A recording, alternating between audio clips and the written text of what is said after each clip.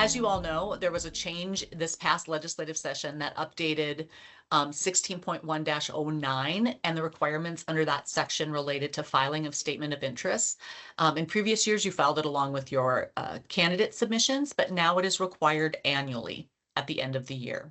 So this is the site you will use to do that reporting. I'm going to walk you through the public side of that, and then I'll show you how to file in the system again as well. Statement of interest reporting site right here at soi.sos.indy.gov. Again, you can get to links to this straight through our homepage from the Secretary of State website. You'll have some links and things on the main page, but I'm just mainly going to go over the menu bar up here, which has all of those links in it. So under the Get to Know section, under Filer Overview, you're going to be able to see here, there is Filer Overview and Filers, which is the same as underneath here. You'll see those on each area.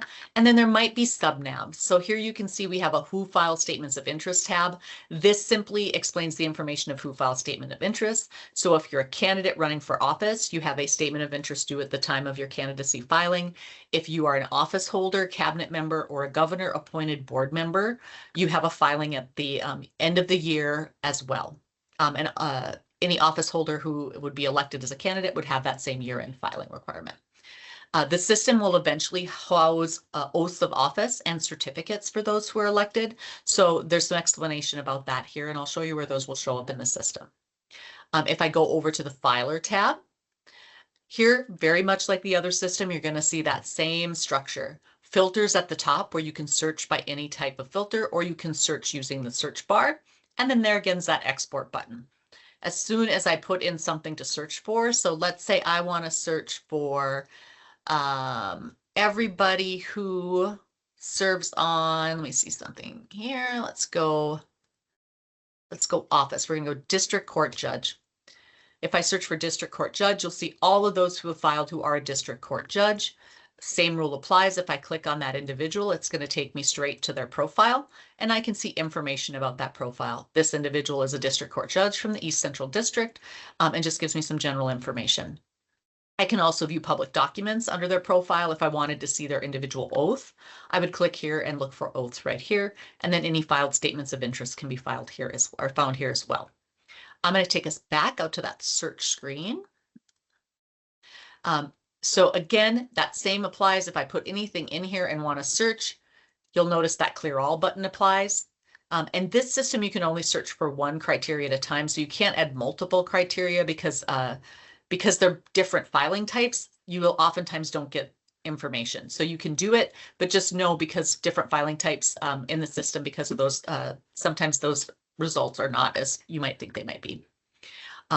If I go over to access reports, statement of interest, again, much like the other system, here you can search by those same filters. You can click on a link to see who has filed. So let's go into Representative Ista's, and you can see very much that same structure, a PDF that gives you some information about the individual, and then you'll see any interest based on questions that are required under that 16.1-09 statute. So we'll walk through that filing online, and you'll be able to see that in just a moment. Again, same story here with the filters, and then that public documents area will also be out here, so you'll be able to search oaths and certificates once we start adding those into the system. Under the News and Resources tab, if you click News, much like in the notifications area of your section on the logged in area, you'll have information there that we're trying to share with you. Again, that help library, lots of useful quick information to get you started in the system with screenshots, and then just some handy links to campaign finance and the election site if you want to travel between those easily. So let me take you over and show you what filing a statement of interest looks like. So when you log in with your user ID, you're going to land on a page with no profiles on it. It will be absolutely blank. You can see I have all the Revolutionary War heroes, so you can stand out here because of demonstration stuff, but you'll be blank. The first thing you'll need to do is add a filer, and you'll just come over to this left-hand navigation and click Add a New Filer. You'll be given 3 types of registration, either a candidate or elected. So whether you're running for office or are seated at office, this is the choice you would make. Board member, if you're a governor appointed board, or a cabinet member if you're appointed by the governor to a cabinet. And then you would click Continue with Registration. I'm actually going to back out and go back to a filer profile and show you what that looks like on the other side, so you can see that. So I'm going to go into Thomas Jefferson, who's a state representative for District 2. And I'm going to go into his administration area and amend his registration. So you can see what that registration looks like when you create a profile. So I'll come out here, Thomas Jefferson. Maybe I forgot to enter my middle name. I'm going to put in awesome, Thomas Awesome Jefferson. And I'm just going to make sure all the rest of my information is correct. I'm still a representative. District 2 is correct. And I'm going to confirm and submit. So when you do that, that's going to create a tile on your profile out here, just like all of these. So we're going to go in now and we're going to file Thomas Awesome Jefferson's statement of interest. So since Thomas is a candidate or an elected, he has this optional filing at the top for a candidacy filing. We'll come back and file that in a little bit. Oh, and excuse me, I got to go grab a new candidate. I filed Thomas Awesome Jefferson earlier.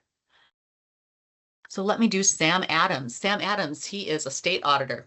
So Sam out here, you can see he has an upcoming reports, very similar to the dashboard that you saw in the campaign finance system. So you'll have a recently filed reports area. If you started something and didn't submit it, it'll end up in disclosure pending. If you have a late filing, there will be a disclosure overdue. Those same fees for late filings apply in this system. For the year end, we'll be reaching out if there are any late filings. Eventually, the ability to pay in this system will be in here as well. It just isn't quite through development yet. So I'm going to come down to the bottom here and click on Start Filing just to walk you through a filing. So one of the first questions it's going to ask you is if you have spouse information to add. So I'm going to enter my spouse's name. We're just going to call her my Lanta, my dear. And then it will walk you through. On the top, you can see this kind of progression of information that you'll enter. So it will ask you your principal source of income. This is typically what you would be employed as. Let's say I work for Edward Jones. I'm a professional, and that is myself. And then I will be forced to add something for my spouse as well. So let's say my spouse works for Burleigh County. She's a government employee, and I can select spouse. If for any reason you and your spouse have the same source of income, let's say you're retired and your retirement is your income, you would choose self and spouse for that particular piece. I'm going to click next. You'll see down in the bottom right-hand corner, back, save, exit, and next. I'm going to click next. It'll take me, as you see on the top, to financial interests. So here I would enter any financial interests I might have. Because I work at Edward Jones, I have invested there, so I'm going to add that. My wife has a trust from her family. It's my dear family trust.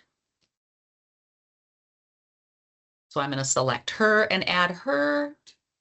And you'll see that they both show up then in this bottom results table. I'm going to click next. Am I on an association or an institution?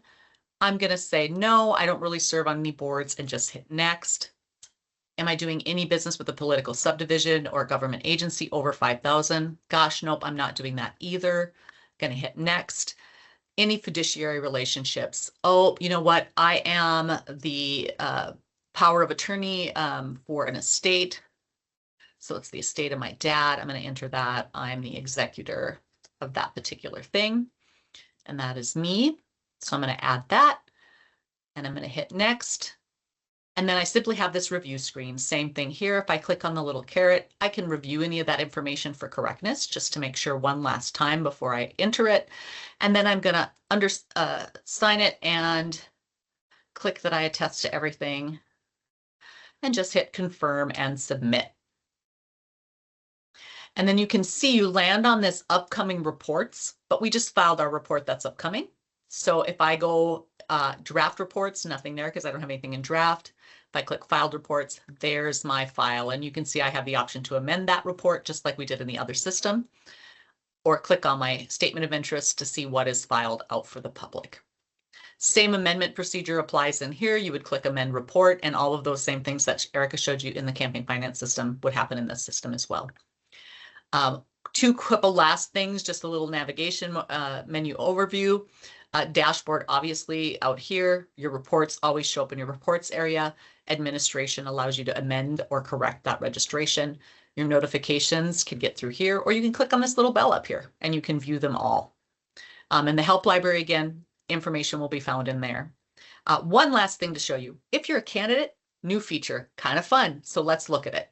So Same statement of interest filing is due during your candidate filing. So it seems redundant, but ladies and gentlemen, that's the law. So you'll file at year end. When you come back to file your candidacy filing, you'll have to submit another filing.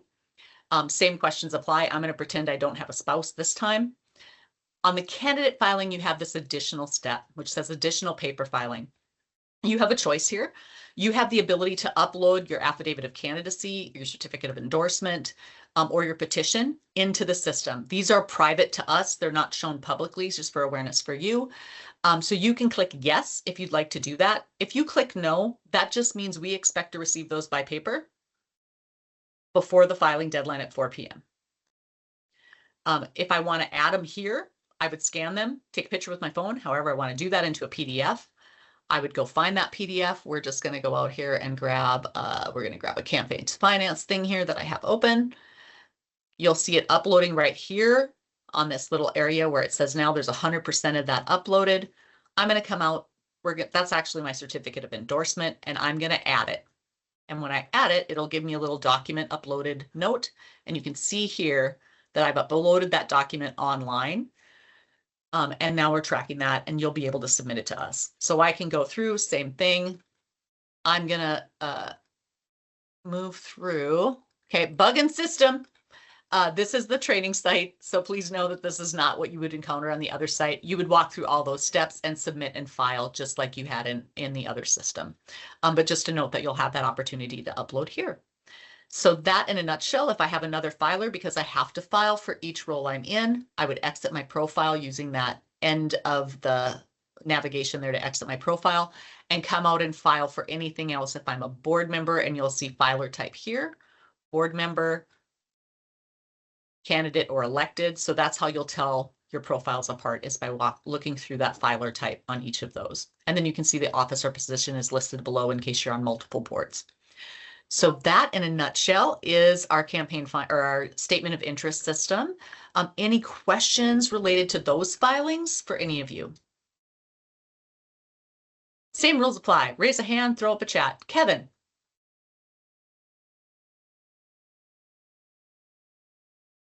Kevin, you're muted for me. Sorry about that. No worries. I want to thank you guys for putting this on. Really appreciate it. I did have a question on when you get into that, and that's the first time I've seen that document, the statement of interest. Now, if you have some investment accounts, you know, I've got some that have not a lot of money necessarily, but they have a lot of different either individual holdings or ETFs or mutual funds. I mean, like the one I have, some managed money. I mean, there might be 70 holdings in that one account. How do I just list that account and the amount? Is that kind of what I'm doing, or? The lucky thing here is you're not listing amounts. You're just listing a relationship. So I actually have Jonathan Warries up at the moment. So one of our state representatives. Here's an excellent example. He has Charles Schwab accounts.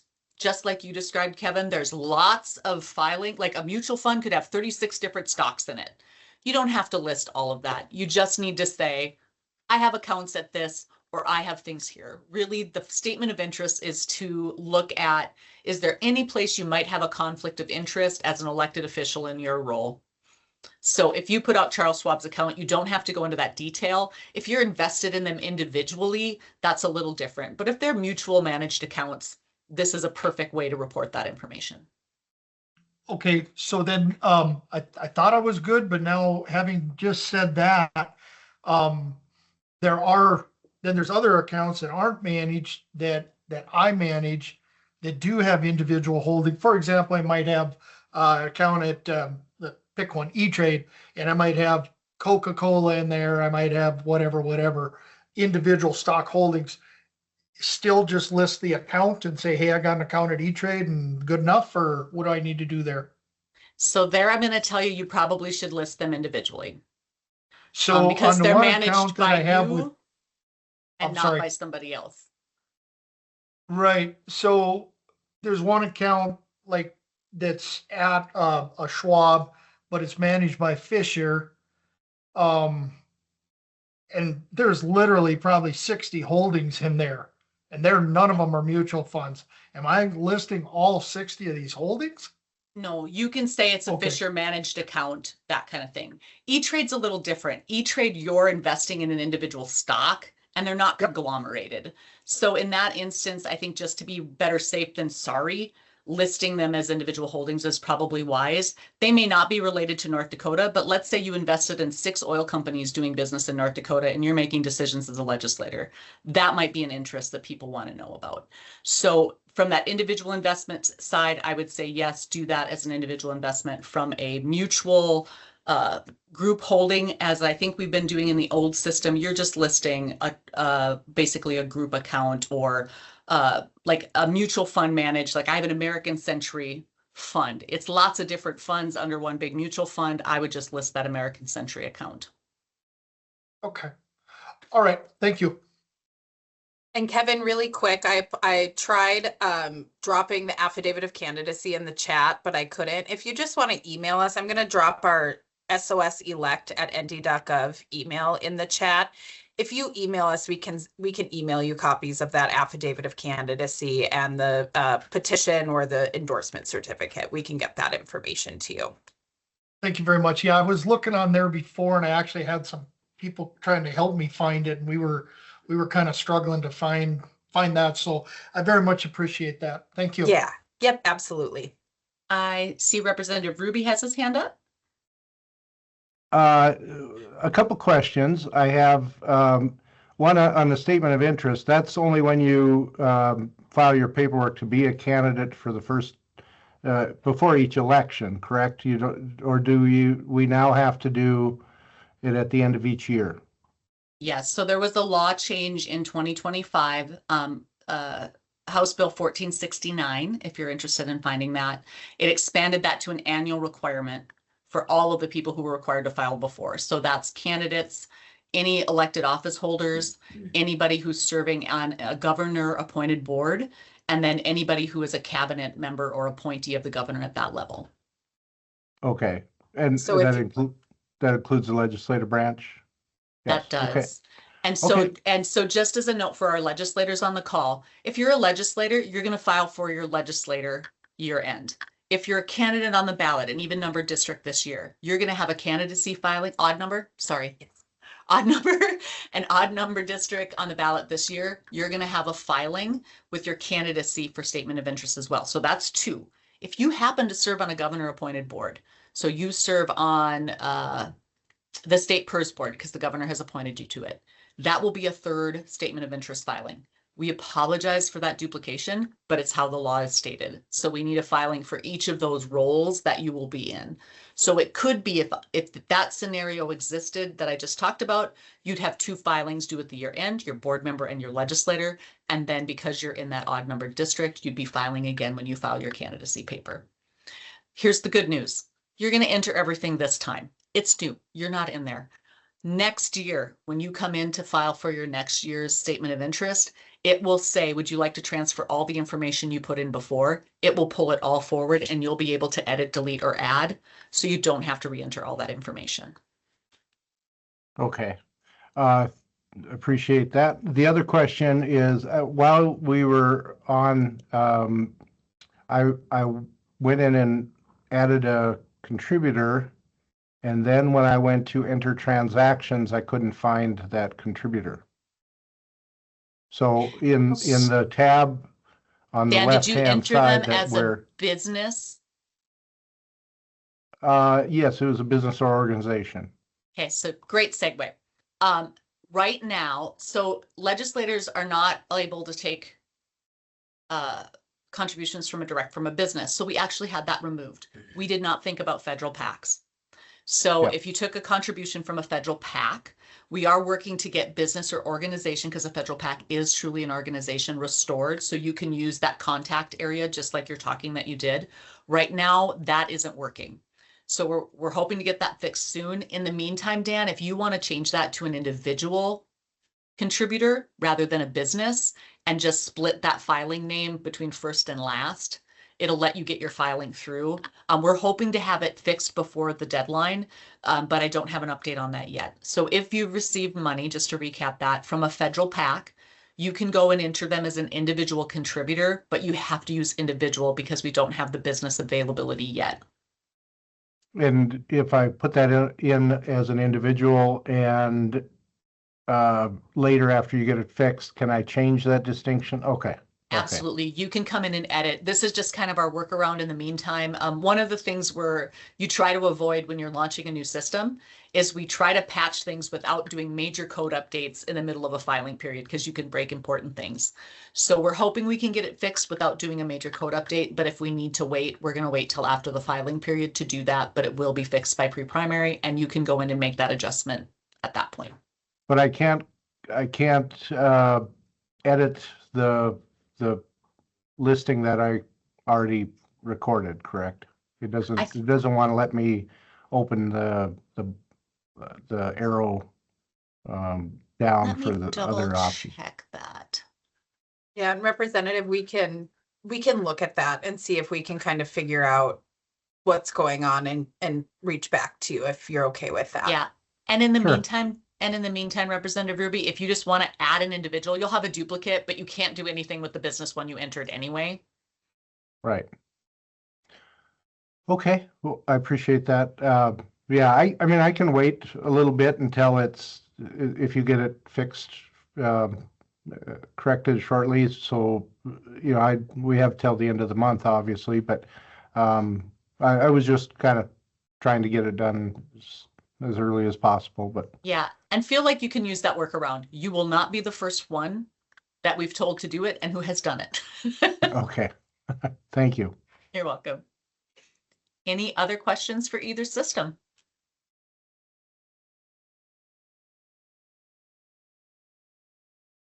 Awesome. Well, if not, just a couple of reminders. There is great help documentation. Everything Erica walked you through for campaign finance and that I walked you through for statement of interest. There is screen by screen user guides out on the help library on those two systems for you to be able to resource if you get stuck. If not, you have a remarkable team here at the Secretary of State's office. You all know Leanne Oliver, Nate Murray, Taylor Coaster, Erica, myself. We are all helping users through any bumps or bruises you're finding on the way, or just helping you get familiar with the system. We know getting familiar with anything new, it takes a little time, but we promise it's going to be easier, faster, better, and more searchable and easy for you to manage. And just a reminder, if you want to enter 2026 transactions because you were so awesome, they know you're on the ballot and you have 20 checks for 2026, just enter them in the system right away. You can do that at any point during the year. And the reporting periods, as Erica stated, will be based on date, and everything will land where it's supposed to go. With that, thanks for joining us today. Really appreciated you guys joining us for the training and hoping that it makes your filings easier. If not, reach out to us. Erica mentioned that number earlier, 701-328-4146. You have our email. You know where our website is. Feel free to reach out. Ms. Erica. Can I make a plug for those of you who are going to be here for special session in a couple weeks, January 21st through the 23rd? We will be posted up in the Coteau room on the 22nd and 23rd. If you are bored and have some downtime and need assistance filing your report, we will be there. You can stop by and we can walk you through either your statement of interest or campaign finance filings. So just so you know, that is available to you during those special session dates. That's all. All right. All right. With that, Happy New Year, everybody. Good luck with the system. If you have any issues, give us a call.